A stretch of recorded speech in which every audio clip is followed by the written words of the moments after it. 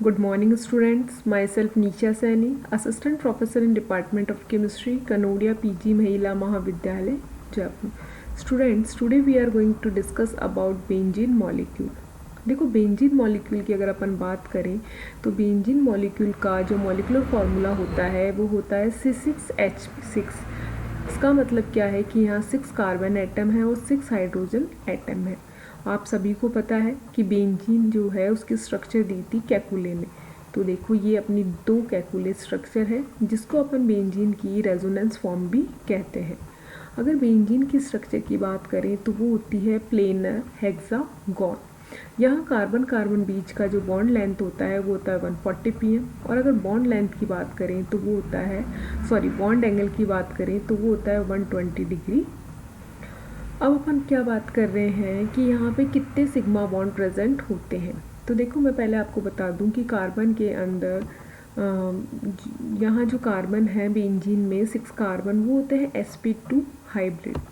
जब ये sp2 hybrid की फॉर्म में होते हैं तो उनकी जो स्ट्रक्चर होती है वो ट्राइगोनल प्लेनर होती है। जैसे कि अपन लोग इस कार्बन से स्टार्ट कर रहे हैं तो इस कार्बन की जो 3 sp2 हाइब्रिड ऑर्बिटल हैं, फर्स्ट, सेकंड और ये थर्ड, ये तीनों किस फॉर्म में प्रेजेंट है? एक ट्राइगोन की फॉर्म में प्रेजेंट है, ट्राइगोनल प्लेनर फॉर्म में प्रेजेंट है।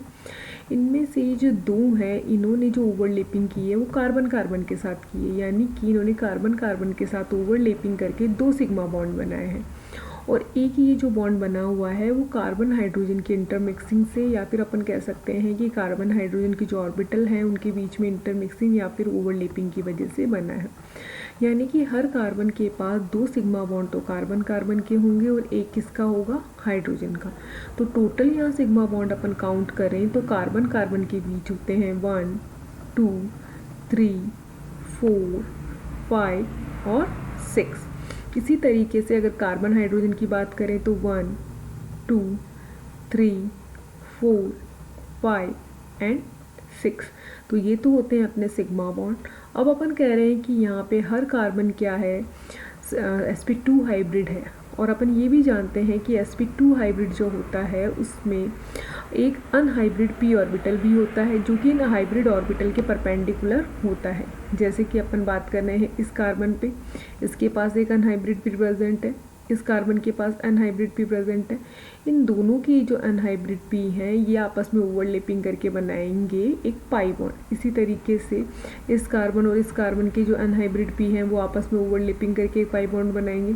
इसी तरीके से इन दोनों के बीच के जो अनहाइब्रिड p हैं वो ओवरलैपिंग करके एक पाई बॉन्ड बनाएंगे। तो इस तरीके से एक बेंजीन के अंदर 3 पाई बॉन्ड होते हैं और ये तीनों जो पाई बॉन्ड होते हैं ये डीलोकलाइज्ड होते हैं। डीलोकलाइज्ड होने की वजह से ये जब डीलोकलाइजेशन करते हैं तो एक इलेक्ट्रॉनिक क्लाउड की फॉर्म में अपने को दिखते हैं। तो ऐसा लगता है जैसे बेंजीन रिंग के ऊपर भी एक इलेक्ट्रॉनिक क्लाउड है और बेंजीन रिंग के नीचे भी एक क्लाउड है। अब फाइनली अपन आ रहे हैं बेंजीन रिंग की जो सिंप्लीफाइड डेप्लिकेशन स्ट्रक्चर होती है उसके ऊपर। तो ये आज का पढ़ना टॉपिक था जिसमें अपन ने बेंजीन की कैकुलर स्ट्रक्चर के बारे में पढ़ा, उसकी बॉन्ड लेंथ और बॉन्ड एंगल के बारे में देखा, सिग्मा बॉन्ड किस किस के बीच में बनते हैं ये देखा, पाई बॉन्ड किस किस के बीच में बनते हैं ये देखा। तो ये आज का अपना टॉपिक यहीं पे अपन फिनिश करते हैं। Thank you so much.